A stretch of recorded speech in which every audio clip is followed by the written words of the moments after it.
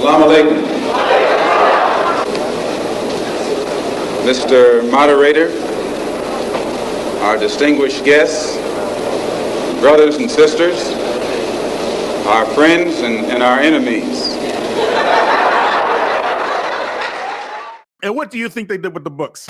What do you think they did? You get me? But I digress. Let's keep watching. Because we could go on, just on Mansa Musa alone, we can go on about that. Let's keep watching, yo. And it wasn't Arabs, it was African people who were Muslim, right? But adopting the Arab language, as that was the business language of, the practicing Muslims, which most of them were nomadics, people who traveled and were exposed to those people, right? Other than Arabic and the Quran and reading and praying 5 times a day, what did it actually give, the Africans? They didn't give nothing. They didn't give you architecture. Yes, they did.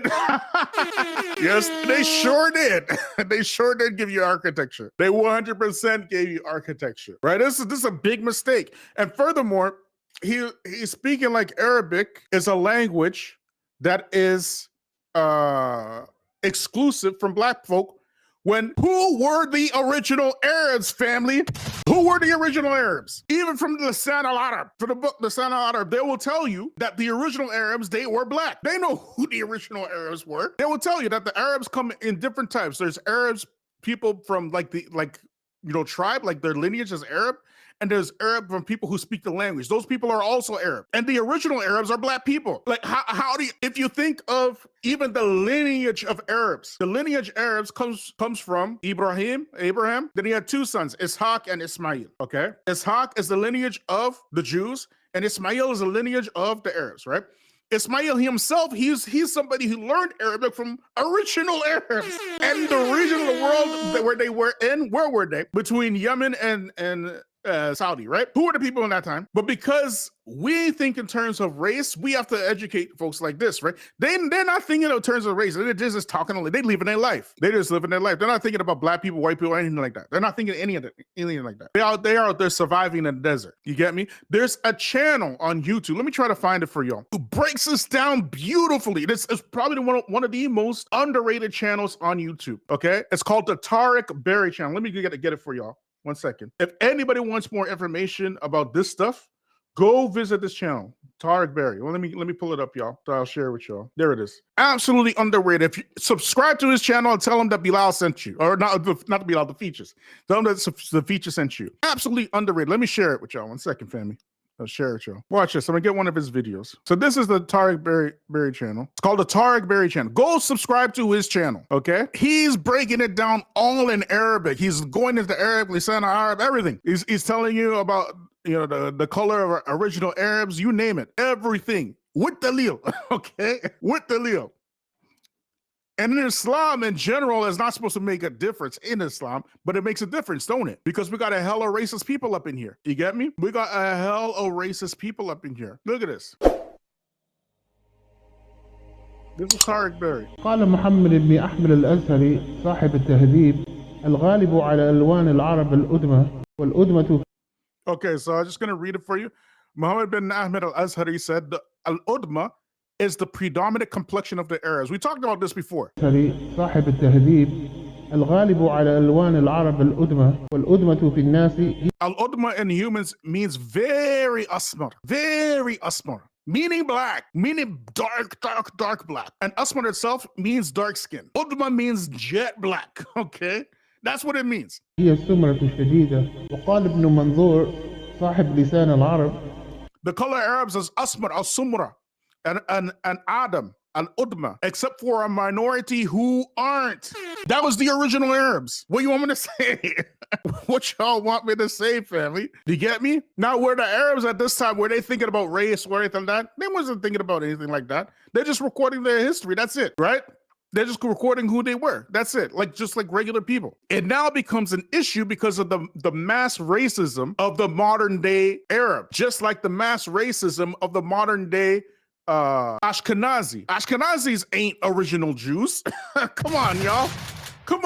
Who's out here thinking that Ashkenazi, some Ashkenazi somewhere, some European Polish somewhere, these are the people that walked through Moses through the Red Sea? You believe that? Stupid. Ain't nobody believe that. They can't even take no DNA test in Israel. They can't do it. They know that they're not. They know that they're not the original Jews of the Bible. They know that. They understand that. But they want the appearance that they are the original ones. So just because these black folks, they don't know that the original Arabs were, black. That's why they're talking like Arabs are separate from black people. You get it? But I digress. Let's keep watching, y'all. Right? All the African architecture is African architecture. What is Arab architecture? Because I ain't never really seen it, right? There's no such thing as like Arab architecture. There is. He just don't know. He just don't know, right? And it's very easy to find out anyways. Let's keep watching, y'all. It's just African architecture. That's it. All that stuff that you see in the Middle East, which is very small. I wish we had true maps so you can see how absolutely small the Middle East is. The Middle East is smaller than most African countries, right? The place we call the Middle East, where all the attention is given. All these Arabs, it's not even that many of them, right? It's not even that many Arabs, right? But they're made to look like a bigger group than they are, but they're really small, right? And Europeans also are very small. They made it look like they're big too, right? But they're bigger than the Arabs, right? But what did Islam give us other than the hard time? What elements of Middle Eastern Arab society that was given to Africans that benefited us? Or is it that we benefited them when they mixed with us? Because the most peaceful type of Muslims are the African ones. The most peaceful practitioners of Islam are African. You don't see the Arabs really truly practicing Islam as a peaceful religion. They say it, they go like this, we're a peaceful religion. Right. So this is again, it's perception, right? Because this is a perception from our people. This is the perception that our people get about Islam, and they truly believe that it's an like an Arab religion. And on top of that, they divorce Arab from Africa because of perception. An Arab and Africa cannot ever be divorced. Okay, it's not a thing. That's just not a thing. But his perception in his head are like the Middle Eastern style type of Arabs and their oppression against black Africans. And that's why he has that perception. You get me? Which we call out on this channel all the time. That had nothing to do with Islam. Not a single one of those Arabs ever said that they doing what they doing in the name of Allah or in the name of, or because the Quran tells them to do such things. Not one. As evil and as wicked as they are, they will not go that low to say that Allah tells me to oppress these black people, like what they're doing in Libya right now. You get me? They won't say it. Because they know what they're doing is not only is it haram, but it's outrageously haram. It's criminal. They know that they're criminals. Most criminals know that they're criminals. The difference between a Muslim criminal and your regular run-of-the-mill criminal is that the Muslim criminal, when he's doing his criminalizing, he's generally not gonna say, Allah is forcing me to enslave these people. You get it? So now he has this perception. Is it his fault that he has this perception? Absolutely not. It's not his fault. It is our fault for not educating him, which is what we're doing right now. Ain't nowhere Islam spread except that it improved and made the people better. And there is so much actionable proof of this specifically for black people. When Columbus came to South America, when he arrived in Trinidad and South America, these type of places, he already saw Muslims there. He saw Muslims already there and mosque already there in the places that he allegedly discovered. When these alleged colonizers were arriving in places like Haiti and things like that, they were meeting Muslims there. Ivan Van Sertima, Dr. Ivan Van Sertima, who is not a Muslim, by the way, he writes extensively about the African involvement in South America and the natives here that they were here hundreds of years. And he says even he says, I think it's a little bit embellishment, but he says even thousands of years before Europeans arrived. I think that part's embellishment. Dr. Abdul Hakim Quick, he has a book called Deeper Roots, where he even goes that they even found currency from the Mali dynasty in South America and the mosque being built there and all kind of stuff. Do you have a currency in your African spirituality? Where were these places that the African spiritualists were discovering and sailing to? And like, come on, man. But they don't know.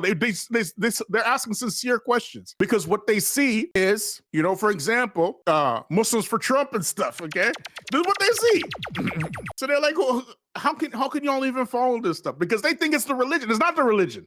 It's them folks. It's them folks. Them folks is about Muslims from Trump and stuff. They have to answer to Allah for that. You get it? We talked about the Mali dynasty.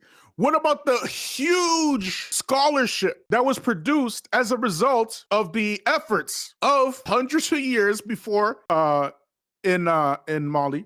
Like, for example, Shehu Uthman Dan Fodio. Go look up Shehu Uthman Dan Fodio. Paper gold. You see, black folks are chumps. If America were to tell you to bring all the rocks in this country to her, and she'll give you $1 million for it, you'll do it. And the next day she'll tell you we're using rocks for currencies, chump.